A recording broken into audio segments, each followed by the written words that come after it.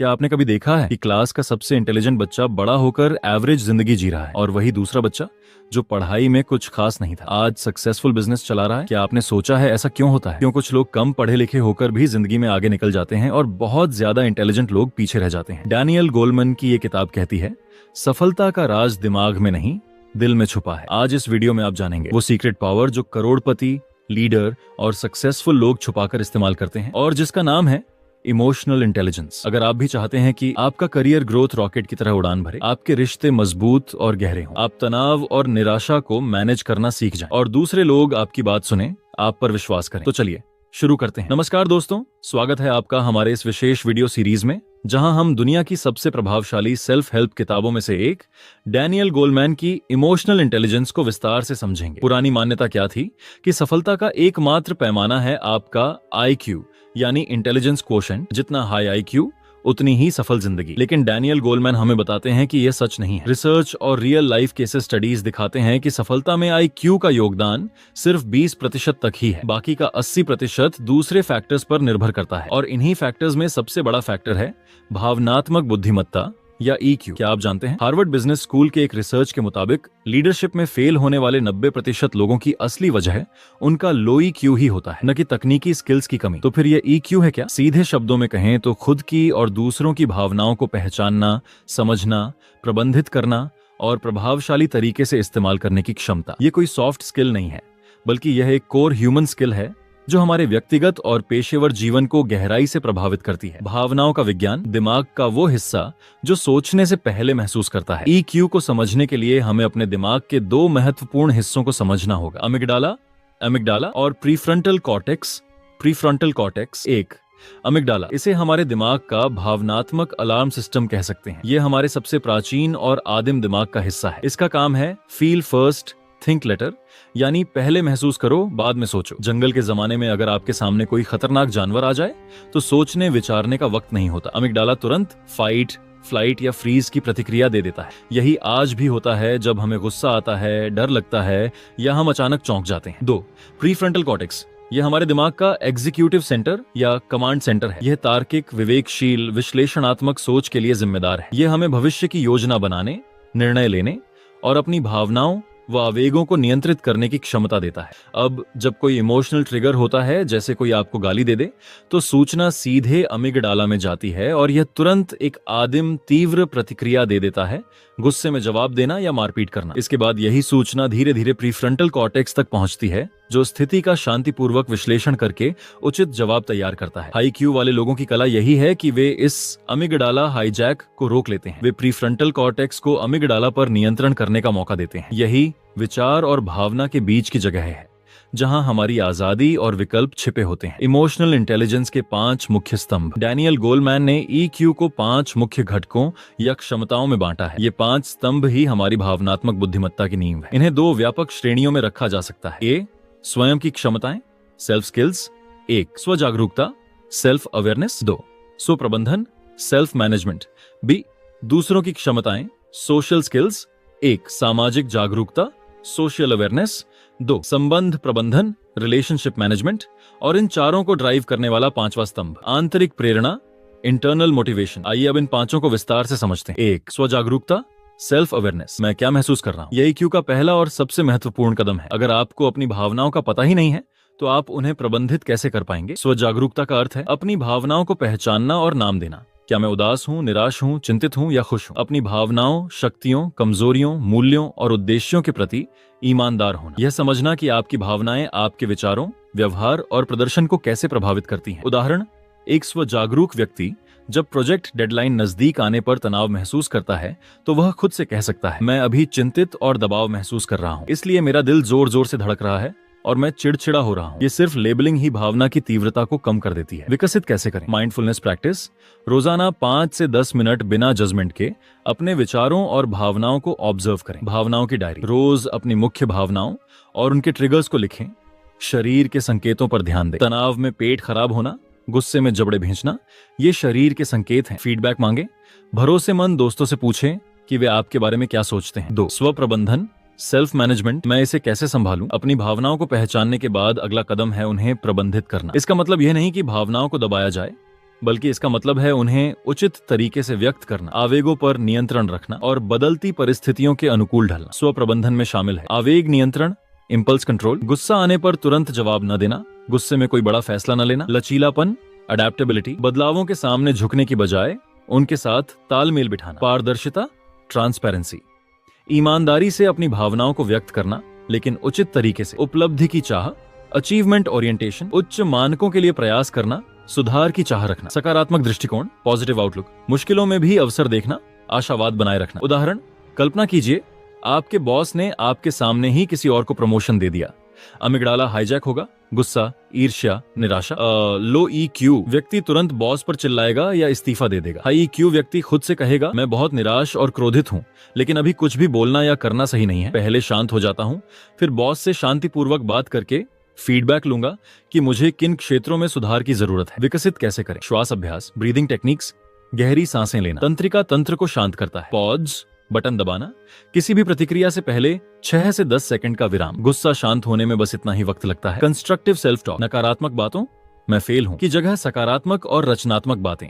यह चुनौती है, सीखने का मौका है। तनाव प्रबंधन तकनीक, व्यायाम, ध्यान, शौक। 3, सामाजिक जागरूकता, सोशल अवेयरनेस। दूसरे क्या महसूस कर रहे हैं, यह है सामाजिक रडार या दूसरों की भावनाओं को पढ़ने की क्षमता। इसे सहानुभूति, एम्पैथी का स्तंभ भी कह सकते हैं। यह खुद से बाहर निकलकर दूसरे व्यक्ति की दुनिया में जाने जैसा है। सामाजिक जागरूकता में शामिल है भावनात्मक समझ, एम्पैथेटिक एक्यूरेसी, दूसरे के गैर मौखिक संकेतों, बॉडी लैंग्वेज, चेहरे के हाव भाव, आवाज का लहजा को पढ़कर यह समझना कि वह वास्तव में क्या महसूस कर रहा है। संगठनात्मक जागरूकता, ऑर्गेनाइजेशनल अवेयरनेस, किसी संगठन या समूह की भावनात्मक धाराओं, शक्ति गतिकी और अवांछित नियमों को समझना। सेवा धारणा, सर्विस ओरिएंटेशन, दूसरों की जरूरतों को पहचानना और उनकी सेवा के लिए तत्पर रहना। उदाहरण, एक मैनेजर मीटिंग में है, एक टीम मेंबर कुछ कह रहा है लेकिन उसकी आवाज धीमी है, वह आंखें नहीं मिला पा रहा और हाथ बांधे हुए है। लो ईक्यू मैनेजर सिर्फ उसके शब्दों पर ध्यान देगा। हाई क्यू मैनेजर उसकी बॉडी लैंग्वेज पढ़कर समझ जाएगा कि वह असुरक्षित महसूस कर रहा है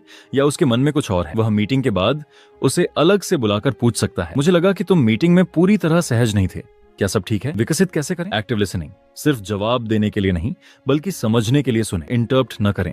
बॉडी लैंग्वेज पढ़ने का अभ्यास, लोगों के चेहरे के भाव, आवाज, पोस्चर पर ध्यान दें। खुद को दूसरे की जगह रखें। पर्सपेक्टिव टेकिंग, अगर मैं उसकी स्थिति में होता तो कैसा महसूस करता? दूसरों में गहरी दिलचस्पी लें, उनके बारे में सवाल पूछें। 4, संबंध प्रबंधन, रिलेशनशिप मैनेजमेंट, हम मिलकर चीजों को कैसे बेहतर बना सकते हैं। यह पिछले 3 स्तंभों का कुल योग है और इसका प्रदर्शन है। ये क्षमता ही आपको एक प्रभावशाली लीडर, एक अच्छा टीम प्लेयर, एक प्यार करने वाला पार्टनर और एक विश्वसनीय दोस्त बनाती है। संबंध प्रबंधन में शामिल है प्रभाव, इन्फ्लुएंस, दूसरों को समझाकर प्रेरित करके सही दिशा में ले जाना। संघर्ष प्रबंधन, कॉन्फ्लिक्ट मैनेजमेंट, विवादों को सुलझाना, दोनों पक्षों की जरूरतों को समझना।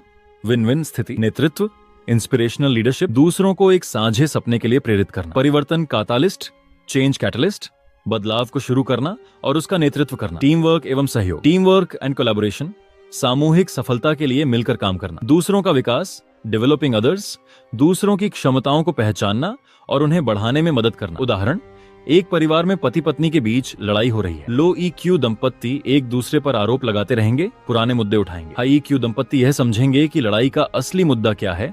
अक्सर यह भावनाओं से जुड़ा होता है, जैसे अनदेखा महसूस करना, सम्मान न मिलना। वे तुम, यू स्टेटमेंट्स, तुम हमेशा ऐसा करते हो की जगह मैं, आई स्टेटमेंट्स, मैं ऐसा होने पर दुखी महसूस करता हूं, का इस्तेमाल करेंगे। वे समस्या पर एक टीम की तरह काम करेंगे, न कि एक दूसरे के खिलाफ। विकसित कैसे करें? क्लियर कम्युनिकेशन, अपनी बात स्पष्ट, दृढ़ और सम्मानजनक तरीके से रखें। कंस्ट्रक्टिव फीडबैक देना और लेना सीखें। छोटी छोटी दयालुता दिखाएं, धन्यवाद कहना, तारीफ करना। विवाद में समाधान पर ध्यान दें, दोषारोपण पर नहीं। 5, आंतरिक प्रेरणा, इंटरनल मोटिवेशन, मेरी चिंगारी क्या है? ये वह इंजन है जो हमें आगे बढ़ाता है। हाई क्यू वाले लोग बाहरी इनाम, पैसा, प्रशंसा, पद से ज्यादा आंतरिक इनाम, काम से संतुष्टि, सीखने का जुनून, एक बड़े उद्देश्य की सेवा से प्रेरित होते हैं। इसके लक्षण, उपलब्धि के लिए प्रयास, सिर्फ पैसे के लिए नहीं बल्कि काम को अच्छा करने की अंदरूनी चाह। प्रतिबद्धता, कमिटमेंट, किसी लक्ष्य या संगठन के प्रति गहरी लगन। पहल, इनिशिएटिव, अवसरों को देखकर तत्परता से कार्य करना। आशावाद, ऑप्टिमिज्म, बाधाओं के बावजूद लक्ष्य तक पहुंचने का विश्वास। उदाहरण, 2 सेल्स पर्सन की कल्पना करें। पहला सिर्फ कमीशन के लिए काम करता है, दूसरा इस विश्वास के साथ काम करता है कि वह ग्राहकों को उनकी समस्या का सही समाधान दे रहा है। पहला असफलता से जल्दी हतोत्साहित हो जाएगा, दूसरा असफलता को सीखने का मौका मानेगा और लगातार प्रयास करेगा क्योंकि उसकी प्रेरणा अंदर से आ रही है। विकसित कैसे करें? अपने क्यों को खोजें। आप जो कर रहे हैं उसका बड़ा उद्देश्य क्या है? प्रवाह, फ्लो की स्थिति में काम करें। वो काम ढूंढें जो आपको समय का भान ही न रहने दे। छोटे लक्ष्य बनाएं और उन्हें पूरा करने का जश्न मनाएं। आसपास प्रेरित लोगों का समूह बनाएं। क्यों EQ IQ से ज्यादा महत्वपूर्ण है? The smart study. गोलमैन एक बहुत ही दिलचस्प लॉन्ग टर्म स्टडी का जिक्र करते हैं जिसे द मार्शमैलो टेस्ट या स्टैनफोर्ड मार्शमैलो एक्सपेरिमेंट के नाम से जाना जाता है। यह एक्सपेरिमेंट आवेग नियंत्रण, इम्पल्स कंट्रोल को टेस्ट करता था, जो EQ का एक बड़ा हिस्सा है। शोधकर्ताओं ने पाया कि जिन बच्चों ने इंतजार करना चुना और आवेग को नियंत्रित किया, वे बड़े होकर अकादमिक रूप से ज्यादा सफल रहे, बेहतर सामाजिक संबंध बनाए, तनाव को बेहतर तरीके से मैनेज किया, जीवन में ज्यादा संतुष्ट थे। यह एक्सपेरिमेंट साबित करता है कि जीवन में सफलता का भविष्यवक्ता IQ नहीं बल्कि आत्म नियंत्रण और भावनात्मक कौशल है। अध्याय 5, EQ हमारे शारीरिक और मानसिक स्वास्थ्य को कैसे प्रभावित करती है। EQ सिर्फ सफलता के लिए ही नहीं बल्कि हमारे स्वास्थ्य के लिए भी अत्यंत महत्वपूर्ण है। 1, तनाव प्रबंधन। लो EQ वाले लोग तनाव को प्रबंधित नहीं कर पाते। लगातार तनाव कोर्टिसोल हार्मोन का स्तर बढ़ाता है जो हृदय रोग, उच्च रक्तचाप, मधुमेह, पाचन समस्याओं और रोग प्रतिरोधक क्षमता कमजोर होने का कारण बनता है। 2, भावनात्मक विषाक्तता, इमोशनल टॉक्सिसिटी।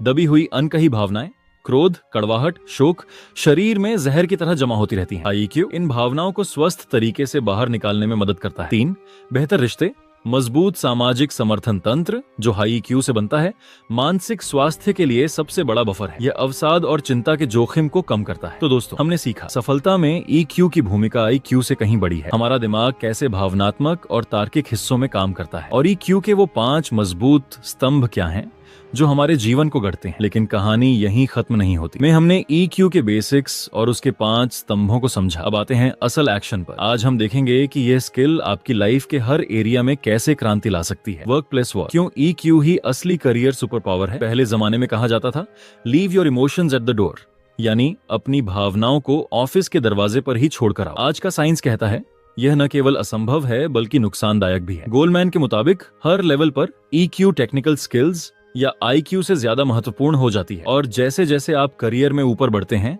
यह और भी क्रिटिकल होती जाती है। स्टडीज बताती हैं IQ हाई परफॉर्मर्स लो IQ वालों की तुलना में प्रोडक्टिविटी में 127% ज्यादा होते हैं। लीडरशिप फेलियर का 90% प्लस केस EQ की कमी के कारण होता है।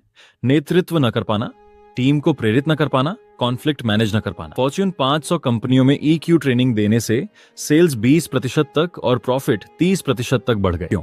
क्योंकि टेक्निकल वर्क तो अब ऑटोमेशन और AI कर रहा है, लेकिन creativity, team work, empathy, conflict resolution, client relation, ये वो स्किल्स हैं जो मशीन नहीं सीख सकती और ये सब EQ के ही पार्ट हैं। Case study 1, the technical wizard versus the empathetic leader. एक सॉफ्टवेयर कंपनी में 2 टीम लीडर हैं। Leader A high IQ, low IQ, coding में मास्टर, हर प्रॉब्लम का सॉल्यूशन उसके पास, लेकिन चिड़चिड़ा, फीडबैक देते वक्त आलोचनात्मक, टीम के इमोशनल नीड्स को नजरअंदाज करता है। नतीजा, उसकी टीम में हाई एट्रिशन रेट, लोग छोड़कर जाते हैं, कम इनोवेशन और डेडलाइन मिस होती रहती है। Leader B balanced IQ, high EQ, technically अच्छा लेकिन उतना एक्सपर्ट नहीं, लेकिन वह टीम के हर एक मेंबर की स्ट्रेंथ को जानता है, उनकी भावनाओं को समझता है, प्रोजेक्ट के तनाव में भी मोटिवेट रखता है। नतीजा, उसकी टीम लॉयल है, हाई मोरल के साथ काम करती है और क्रिएटिव सॉल्यूशन देती है। कंपनी अब लीडर A को हटाकर लीडर B को प्रमोट करने वाली है। Moral on the story, technical expertise आपको जॉब दिला सकती है, लेकिन EQ आपको प्रमोशन और लीडरशिप दिलाती है। The leadership code, high EQ leaders के 3 गुप्त मंत्र। गोलमैन ने हाई EQ लीडरशिप के 6 स्टाइल बताए हैं, लेकिन आज हम सबसे प्रभावशाली 3 पर फोकस करते हैं। 1, द विजनरी लीडर मंत्र, कम विथ मी, मेरे साथ चलो। EQ स्किल, एम्पैथी प्लस प्रेरक संचार। कैसे काम करता है? यह लीडर एक साझा सपना या विजन दिखाता है। वह लोगों की भावनाओं से जुड़कर उन्हें उस विजन के प्रति प्रतिबद्ध करता है। उदाहरण, Martin Luther king junior, I have a dream. Steve jobs. 2, the coaching leader मंत्र, ट्राई दिस, ये कोशिश करो। EQ स्किल, डेवलपिंग दूसरे प्लस सशक्तिकरण। कैसे काम करता है? यह लीडर टीम मेंबर्स की लंबे समय की जरूरतों पर फोकस करता है।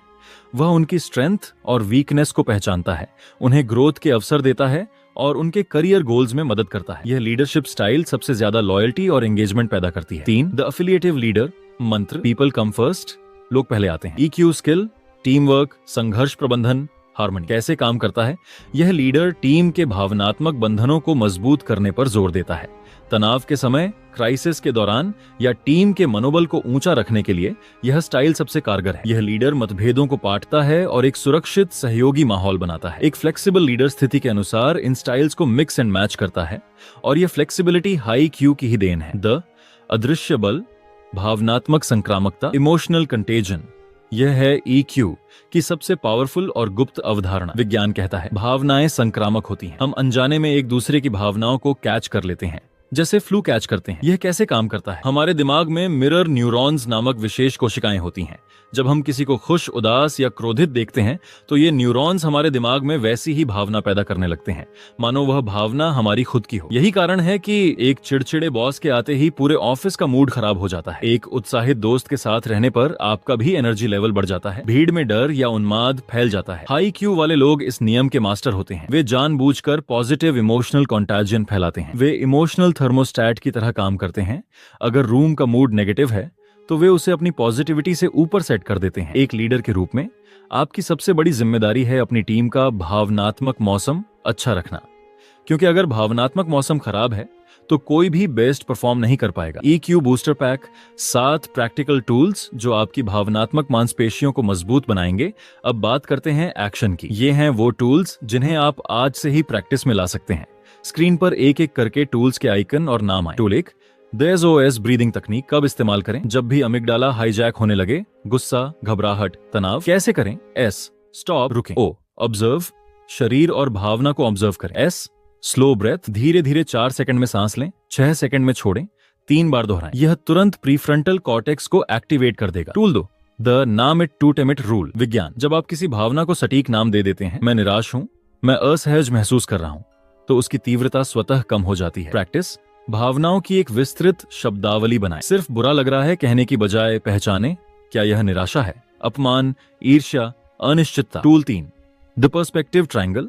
किसी भी कॉन्फ्लिक्ट में 3 पॉइंट्स पर विचार करें। 1, मेरा पर्सपेक्टिव, मैं क्या देख / महसूस कर रहा हूं। 2, उनका पर्सपेक्टिव, वो शख्स क्या देख / महसूस कर रहा होगा, उसकी बैकग्राउंड स्टोरी क्या हो सकती है। 3, एक न्यूट्रल ऑब्जर्वर का पर्सपेक्टिव, कोई बाहरी व्यक्ति इस स्थिति को कैसे देखेगा। Tool 4, the feedback sandwich. Feedback देते समय इस फॉर्मूले को फॉलो करें। 1, पहली लेयर, सराहना, किसी सकारात्मक बात की तारीफ करें, तुमने प्रेजेंटेशन में डेटा विश्लेषण बहुत अच्छा किया। 2, मध्य लेयर, सुधार का सुझाव, रचनात्मक सुझाव दें। और का प्रयोग करें, और अगर तुम कहानी सुनाने के तरीके पर थोड़ा काम कर लो तो यह और भी जबरदस्त हो जाएगा। 3, अंतिम लेयर, प्रोत्साहन, भविष्य के लिए प्रोत्साहित करें, मुझे विश्वास है कि तुम इसे और बेहतर बना सकते हो। Tool 5, the emotional debriefing ritual. रोजाना शाम को 5 मिनट निकालकर खुद से 3 सवाल पूछें। 1, आज मेरी प्रमुख भावनाएं क्या रहीं। 2, किन घटनाओं ने इन्हें ट्रिगर किया। 3, मैंने इन भावनाओं को कैसे हैंडल किया, क्या कोई बेहतर तरीका हो सकता था। टूल 6, दी एक्टिव लिसनिंग चैलेंज। अगली बार जब कोई आपसे बात करे तो फोन / डिस्ट्रक्शन दूर रखें। सिर्फ शब्द नहीं, बॉडी लैंग्वेज और टोन सुनें। जवाब देने की तैयारी न करें, बस समझने की कोशिश करें। समय समय पर सारांश दोहराएं। तुम कह रहे हो कि टूल 7, द ग्रेटिट्यूड एंकर। हर रोज सोने से पहले उन 3 चीजों / लोगों / अनुभवों को लिखें जिनके लिए आप आभारी हैं। यह आपके दिमाग को नेगेटिविटी बायस से हटाकर पॉजिटिविटी की ओर ट्रेन करता है और आपके भावनात्मक रेजिलियंस, लचीलेपन को बढ़ाता है। नेक्स्ट जनरेशन, बच्चों में EQ कैसे विकसित करें। पेरेंटिंग का EQ कोड, यह शायद आज की सबसे महत्वपूर्ण बात है। हम अपने बच्चों को मैथ्स, साइंस, इंग्लिश पढ़ाते हैं, लेकिन भावनाओं की भाषा सिखाना भूल जाते हैं। गोलमैन कहते हैं, भावनात्मक साक्षरता हमारे समय की सबसे जरूरी साक्षरता है। स्टेज 1, भावनाओं को नाम देना सिखाएं। लेबलिंग, जब बच्चा रोए या गुस्सा करे तो कहें, लगता है तुम बहुत निराश हो, या तुम्हें गुस्सा आ रहा है क्योंकि तुम्हारा खिलौना टूट गया। यह उन्हें अपनी भावनाओं से डरने की बजाय उन्हें समझना सिखाता है। स्टेज 2, भावनाओं को स्वीकार करना सिखाएं। वैलिडेशन, कभी न कहें रोना बंद करो या यह तो छोटी सी बात है, इसमें दुखी होने की क्या बात है। इसकी जगह कहें, मैं समझ सकता / सकती हूं कि तुम दुखी हो, ऐसा होना नॉर्मल है। ये बच्चे को यह विश्वास देता है कि उसकी भावनाएं मान्य हैं। स्टेज 3, भावनाओं को मैनेज करने के तरीके सिखाएं। रेगुलेशन, उन्हें विकल्प दें। जब गुस्सा आए तो तुम गहरी सांस ले सकते हो, तकिया पीट सकते हो या कमरे में घूम सकते हो। मॉडल बने, बच्चे देखकर सीखते हैं। जब आप खुद गुस्से में शांत रहकर समस्या का हल निकालेंगे तो वे वैसा ही करेंगे। स्टेज 4, दूसरों की भावनाएं पढ़ना सिखाएं। एम्पैथी, कहानियों या कार्टून के जरिए पूछें, तुम्हें क्या लगता है इस कैरेक्टर को अभी कैसा लग रहा है, क्यों। रियल लाइफ में देखो, तुम्हारे दोस्त का चेहरा उतरा हुआ है, क्या हम उससे पूछें कि सब ठीक तो है। एक बच्चा जो अपनी भावनाओं को पहचानना, समझना और मैनेज करना जानता है, वह भविष्य में बुलिंग का शिकार नहीं बनेगा, न ही बुली बनेगा। पीयर प्रेशर में आसानी से नहीं आएगा। एक बेहतर दोस्त, पार्टनर और प्रोफेशनल बनेगा। मानसिक रूप से ज्यादा स्वस्थ और लचीला, रेजिलेंट रहेगा। यह आपकी दी हुई सबसे बड़ी विरासत होगी। द इमोशनल बैंक अकाउंट, रिश्तों का वो मैजिक फॉर्मूला जो कभी फेल नहीं होता। और अब, जैसा कि मैंने हुक में वादा किया था, ये रहा वो गोल्डन कॉन्सेप्ट जो आपके रिश्तों को टूटने से बचाएगा। हर रिश्ते में एक भावनात्मक बैंक अकाउंट होता है। डिपॉजिट्स, वे छोटे छोटे कार्य जो दूसरे व्यक्ति को अच्छा, महत्वपूर्ण और देखा हुआ महसूस कराते हैं, जैसे धन्यवाद कहना, तारीफ करना, वक्त देना, छोटी छोटी मदद करना, भरोसा जताना। विथड्रॉवल्स, वे कार्य जो दूसरे व्यक्ति को बुरा, अपमानित या अनदेखा महसूस कराते हैं, जैसे आलोचना, उपेक्षा, वादा तोड़ना, अविश्वास, बेईमानी। नियम 1, बैंक में हमेशा नेट बैलेंस पॉजिटिव रहना चाहिए। 2, जमा छोटी छोटी बार बार होनी चाहिए, निकासी कभी कभार और बहुत बड़ी नहीं। 3, एक बड़ी निकासी जैसे गंभीर विवाद के लिए कई गुना ज्यादा जमा की जरूरत होती है। ज्यादातर रिश्ते इसलिए टूटते हैं क्योंकि हम भावनात्मक बैंकरुप्ट हो जाते हैं। हम निकासी करते रहते हैं, जमा करना भूल जाते हैं। आज से ही अपने पति/पत्नी, बच्चों, माता पिता, दोस्तों और सहकर्मियों के भावनात्मक बैंक अकाउंट में रोजाना कम से कम 3 छोटी जमा करने का लक्ष्य रखें। 1 सप्ताह में आप खुद फर्क देखेंगे। हमने भावनात्मक बुद्धिमत्ता की नींव रखी, उसकी सुपर पावर को समझा और उसे विकसित करने के उपकरण सीखे। लेकिन कहानी अभी समाप्त नहीं हुई। वास्तव में अब हम उसके सबसे गहन, सबसे व्यापक और सबसे आवश्यक पहलुओं में प्रवेश करने जा रहे हैं। आज यह एक दर्शन है, एक चेतावनी है और एक मार्गदर्शिका है। यह उन सीमाओं, जोखिमों और विस्तारों के बारे में है जिनके बिना EQ की कोई भी चर्चा अधूरी है। तो आइए, बिना किसी देरी के इस अंतिम अध्याय को शुरू करते हैं। किसी भी शक्तिशाली उपकरण की तरह भावनात्मक बुद्धिमत्ता भी एक तेज धार वाली तलवार है। इसका उपयोग निर्माण के लिए भी हो सकता है और विनाश के लिए भी। गोलमैन इस चेतावनी को स्पष्ट करते हैं। EQ एक नैतिक तटस्थ क्षमता है। यह आपकी मंशा पर निर्भर करता है कि आप इसका उपयोग किस दिशा में करते हैं। हमें यह भ्रम नहीं पालना चाहिए कि उच्च EQ वाला व्यक्ति स्वतः ही अच्छा व्यक्ति होता है। इतिहास के कुछ सबसे कुशल जनसंपर्ककर्ता और प्रभावशाली नेता जिन्होंने समाज को गहरे घाव दिए, वे अत्यधिक भावनात्मक बुद्धिमत्ता के धनी थे। बस उनकी दिशा भिन्न थी। आइए इस द्वैत को समझें। द लाइट साइड, सच्ची सहानुभूति, जेन्युइन एम्पैथी, दूसरे के दर्द को वास्तव में महसूस करना और उसे कम करने की इच्छा। सेवा भाव, सर्विस ओरिएंटेशन, अपनी क्षमताओं का उपयोग दूसरों के कल्याण के लिए करना। पारदर्शिता, ट्रांसपेरेंसी, ईमानदार इरादों के साथ खुले और स्पष्ट संचार में विश्वास रखना। नैतिक दृष्टि, मॉरल कंपस, भावनाओं का प्रबंधन एक स्पष्ट नैतिक आधार के भीतर करना। The dark side, emotional manipulation, दूसरों की भावनाओं को पढ़कर और समझकर उन्हें अपने फायदे के लिए नियंत्रित करना। यह मक्कारी, गैसलाइटिंग और भावनात्मक ब्लैकमेल का आधार है। सामरिक सहानुभूति, स्ट्रैटेजिक एम्पैथी, सहानुभूति का नाटक करना या केवल उतनी ही सहानुभूति दिखाना जितनी किसी विशेष लक्ष्य को प्राप्त करने के लिए आवश्यक हो। भावनात्मक प्रदूषण, इमोशनल पोल्यूशन, जानबूझकर नकारात्मक भावनाओं, डर, असुरक्षा, क्रोध का प्रसार करके लोगों या समूहों को नियंत्रित करना। प्रभाव की विषाक्तता, टॉक्सिक इन्फ्लुएंस, अपने चार्म और संबंध बनाने की क्षमता का उपयोग लोगों को हानिकारक या अनैतिक कार्यों के लिए प्रेरित करने में करना। दुर्भाग्य से उच्च EQ वाले भावनात्मक साइकोपैथ या मैकियावेलियन व्यक्तित्व सबसे खतरनाक होते हैं। वे चापलूसी, विश्वास और गहरा संबंध बनाने में माहिर होते हैं, केवल उस विश्वास का दुरुपयोग करने के लिए। उनकी पहचान कैसे करें? वे अक्सर सहानुभूति के विच्छेदन से ग्रस्त होते हैं। वे आपकी भावनाएं पढ़ सकते हैं लेकिन उनकी परवाह नहीं करते। उनके कार्यों और दीर्घकालिक इरादों में असंगति देखी जा सकती है। सुरक्षा कवच, 1, कृत्यों पर ध्यान दें, केवल शब्दों पर नहीं। EQ का प्रकाश पक्ष कर्मों में दिखता है। 2, समय पर विश्वास करें, छाया पक्ष लंबे समय तक छुपा नहीं रह सकता। 3, अपनी आंतरिक आवाज, गट फीलिंग को नजरअंदाज न करें, यह अक्सर पहला संकेतक होती है। अब तक हमने व्यक्तिगत EQ पर ध्यान केंद्रित किया है, लेकिन गोलमैन हमें एक बड़े कैनवस की ओर ले जाते हैं। सामूहिक भावनात्मक बुद्धिमत्ता, एक परिवार, एक टीम, एक संगठन, यहाँ तक कि एक राष्ट्र का अपना एक सामूहिक EQ हो सकता है। यह किसी समूह की वह क्षमता है जो निर्धारित करती है कि वह सदस्यों की भावनात्मक ऊर्जा को कैसे चैनलाइज करता है, संघर्षों को कैसे संभालता है और साझा लक्ष्यों की ओर कैसे अग्रसर होता है। सामूहिक EQ के मूल सिद्धांत, 1, भावनात्मक मानदंड, इमोशनल नॉर्म्स। हर समूह की कुछ अलिखित नियम होती हैं कि भावनाओं को कैसे व्यक्त किया जाए। कुछ संगठनों में क्रोध प्रदर्शित करना स्वीकार्य है, जबकि भेद्यता दिखाना कमजोरी माना जाता है। उच्च सामूहिक EQ वाले समूह भावनात्मक विविधता को स्वीकार करते हैं और सुरक्षित भावनात्मक अभिव्यक्ति के लिए जगह बनाते हैं। 2. भावनात्मक अनुकूलन, इमोशनल कंटेजन का प्रबंधन। जैसा कि हमने देखा, भावनाएं संक्रामक हैं। एक टीम में एक व्यक्ति की निराशा या चिंता पूरी टीम में फैल सकती है। उच्च सामूहिक EQ वाले समूह इस घटना के प्रति जागरूक होते हैं और सकारात्मक भावनात्मक प्रवाह को बढ़ावा देने के लिए सचेत प्रयास करते हैं। 3. सामूहिक आत्म जागरूकता, ग्रुप सेल्फ अवेयरनेस। क्या टीम अपनी सामूहिक भावनात्मक स्थिति के प्रति सचेत है? क्या वह यह पहचान सकती है कि हम सब इस प्रोजेक्ट के तनाव से जूझ रहे हैं या हम इस सफलता से उत्साहित हैं? ये साझा प्रतिबिंब सामूहिक EQ का आधार है। 4. रिलेशनल कनेक्टिविटी, सदस्यों के बीच भावनात्मक संबंधों का जाल कितना मजबूत है? क्या वे एक दूसरे पर भरोसा करते हैं? क्या वे सहायता मांगने में सहज हैं? यह संपर्क ही सामूहिक लचीलापन, रेजिलियंस बनाता है। एक राष्ट्र के रूप में सामूहिक EQ, एक देश की सामूहिक भावनात्मक बुद्धिमत्ता, उसकी सामाजिक संपर्क, सहानुभूति के स्तर, संघर्ष समाधान की क्षमता और सामूहिक तनाव का सामना करने की क्षमता में दिखाई देती है। एक ऐसा समाज जो भावनात्मक साक्षरता को बढ़ावा देता है, मानसिक स्वास्थ्य को गंभीरता से लेता है और नागरिक संवाद के लिए सुरक्षित स्थान बनाता है, वह एक उच्च सामूहिक EQ वाला समाज है। इसके विपरीत लगातार सामाजिक अशांति, ध्रुवीकरण और सामूहिक चिंता निम्न सामूहिक EQ के लक्षण है। नेतृत्व की सबसे बड़ी जिम्मेदारी अब सिर्फ लक्ष्य निर्धारण नहीं,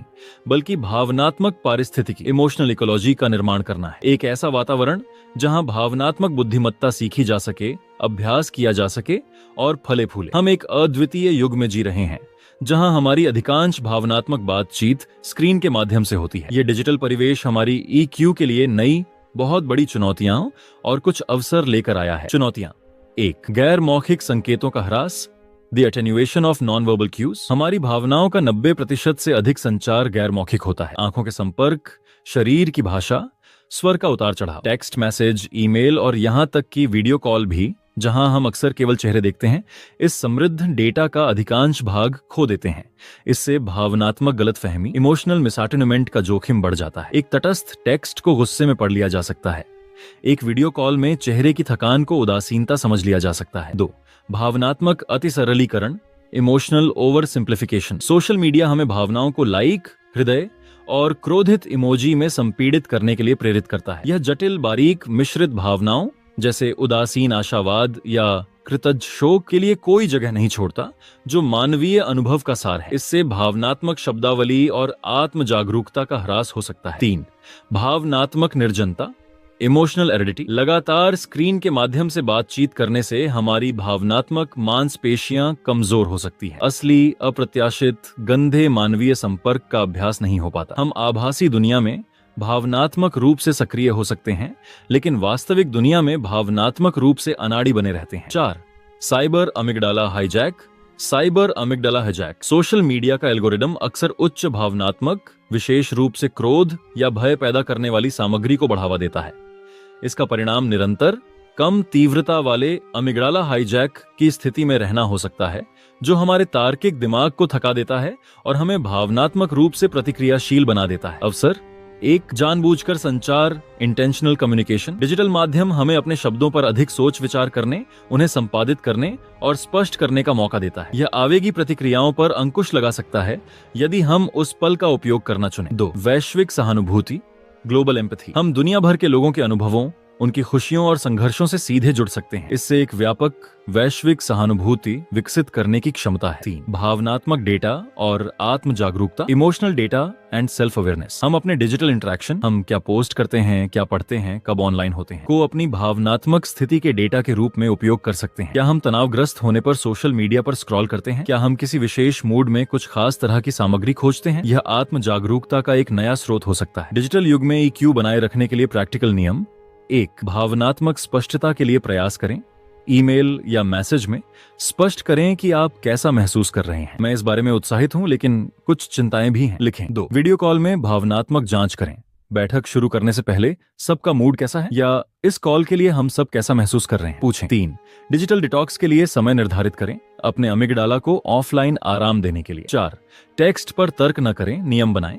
किसी भी महत्वपूर्ण या संवेदनशील बातचीत के लिए फोन कॉल या वीडियो कॉल को प्राथमिकता दें। यह शायद सबसे महत्वपूर्ण सबक है जो गोलमैन हमें सिखाते हैं। भावनात्मक रूप से बुद्धिमान होने का अर्थ सदैव खुश, शांत और नियंत्रित रहना नहीं है। यह एक खतरनाक भ्रम है जो आत्म अस्वीकृति और भावनात्मक दमन की ओर ले जाता है। वास्तविक उच्च ईक्यू वाला व्यक्ति वह है जो सभी भावनाओं का स्वागत करता है, यह जानते हुए कि प्रत्येक का एक उद्देश्य है। क्रोध अन्याय के प्रति एक संकेत है, उदासी नुकसान का सम्मान है, चिंता भविष्य की देखभाल है। भावनाओं से घिरा नहीं रहता। वह दुख को महसूस करता है लेकिन खुद को उसमें डूबने नहीं देता। वह क्रोध को महसूस करता है लेकिन उसके द्वारा नियंत्रित नहीं होता। भावनाओं से सीखता है। प्रत्येक भावना एक डेटा बिंदु है जो हमें अपने बारे में, अपनी जरूरतों और अपने मूल्यों के बारे में बताती है। भावनात्मक लचीलापन, इमोशनल रेजिलियंस ही वास्तविक लक्ष्य है, न कि भावनात्मक शून्यता। लचीलापन वह क्षमता है जिससे हम भावनात्मक तूफानों से गुजर सकते हैं, उनसे बचे नहीं रह सकते। यह वह मांसपेशी है जो प्रतिकूल परिस्थितियों में मजबूत होती है। भावनात्मक लचीलेपन का निर्माण कैसे करें? 1, और की शक्ति को गले लगाएं। मैं डरा हुआ हूं और मैं आगे बढ़ूंगा। मैं दुखी हूं और मैं आभारी हूं। यह बाइनरी थिंकिंग या तो स्लैश या को तोड़ता है। 2, यह भी गुजर जाएगा का दृष्टिकोण अपनाएं। कोई भी भावना स्थायी नहीं है। यह जागरूकता ही भावना के आवेश को कम कर देती है। 3, अपने भावनात्मक इतिहास को याद करें। जब भी आप किसी नई चुनौती में फंसे हों, खुद से पूछें, क्या मैंने पहले कभी ऐसा कुछ महसूस किया है? मैंने उससे कैसे उभरा? यह आपको आपकी स्वयं की लचीलेपनी की याद दिलाता है। गोलमैन ने अपनी बात की रचनाओं में इस बिंदु को और विस्तार दिया है। वास्तव में परिपक्व भावनात्मक बुद्धिमत्ता हमें एक गहरी नैतिक और आध्यात्मिक जागरूकता की ओर ले जाती है। जब हम दूसरों की पीड़ा को वास्तव में महसूस कर सकते हैं, न कि केवल अपने निकटस्थ समूह की, बल्कि दूर के भिन्न लोगों की भी, तो हम वैश्विक सहानुभूति, ग्लोबल कंपैशन की ओर बढ़ते हैं। यह सहानुभूति का वह स्तर है जो व्यक्तिगत संबंधों से परे है और मानवता के प्रति एक व्यापक चिंता में बदल जाता है। यही वह बिंदु है जहां EQ, नैतिक बुद्धिमत्ता, मॉरल इंटेलिजेंस और पदर से मिलती है। यह हमें न केवल यह पूछने में सक्षम बनाती है कि क्या मैं इसे प्रभावी ढंग से कर सकता हूं, बल्कि यह भी कि क्या मुझे यह करना चाहिए, यह सही है। सर्वोच्च भावनात्मक बुद्धिमत्ता वह है जो हमें हमारे अहं से परे ले जाती है।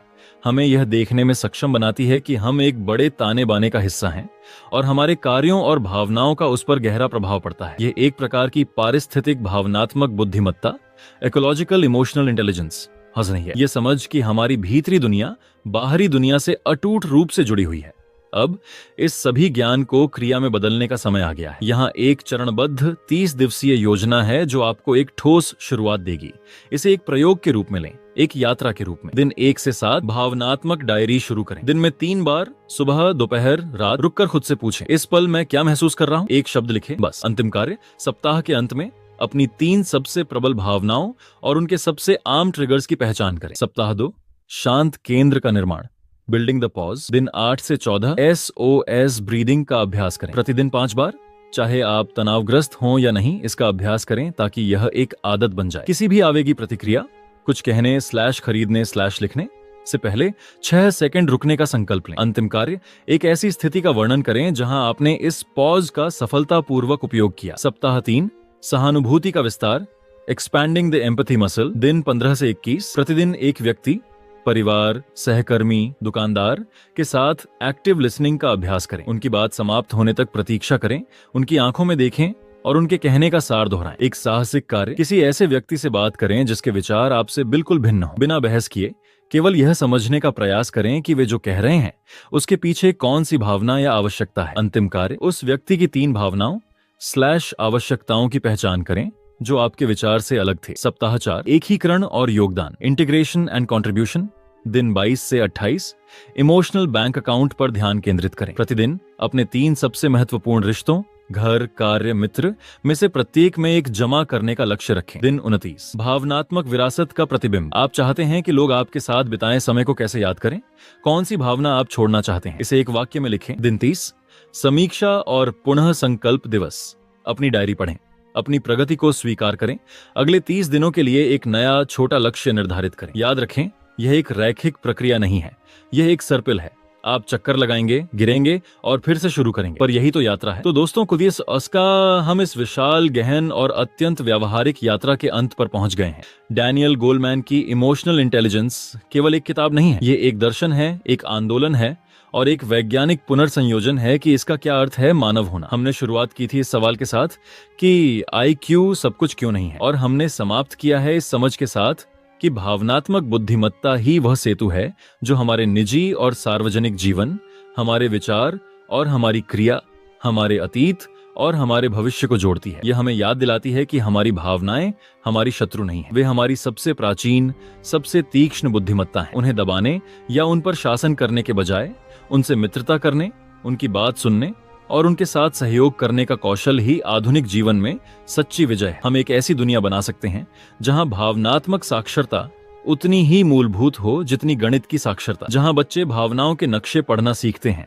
जहां कार्यस्थल मानवीय भावनाओं का सम्मान करते हैं और जहां नेतृत्व का अर्थ दूसरों की भावनाओं का पोषण करना भी है। यह परिवर्तन आपसे और मुझसे शुरू होता है। आज इसी क्षण जब आप इस वीडियो को बंद करेंगे तो आप एक विकल्प चुन सकते हैं, अपनी अगली भावना को नजरअंदाज करने का या उसकी ओर मुड़कर पूछने का, तुम मुझे क्या बताना चाहती हो। हमारी यह 3 भाग की श्रृंखला समाप्त होती है, लेकिन आपकी यात्रा अभी शुरू हुई है। आपके पास अब वह मानचित्र है जो डैनियल गोलमैन ने दिया है। मार्ग दिखाने वाले सिद्धांत हैं और चलने के लिए पथ है। शांति, सफलता और संपर्क से भरा जीवन जीने के लिए आपकी क्षमता आपकी भावनात्मक बुद्धिमत्ता में निहित है। इसे पोषित करें, इसका अभ्यास करें और सबसे बढ़कर इसे दूसरों तक पहुंचाएं। बहुत बहुत धन्यवाद इस यात्रा में साथ चलने के लिए। शुभकामनाएं।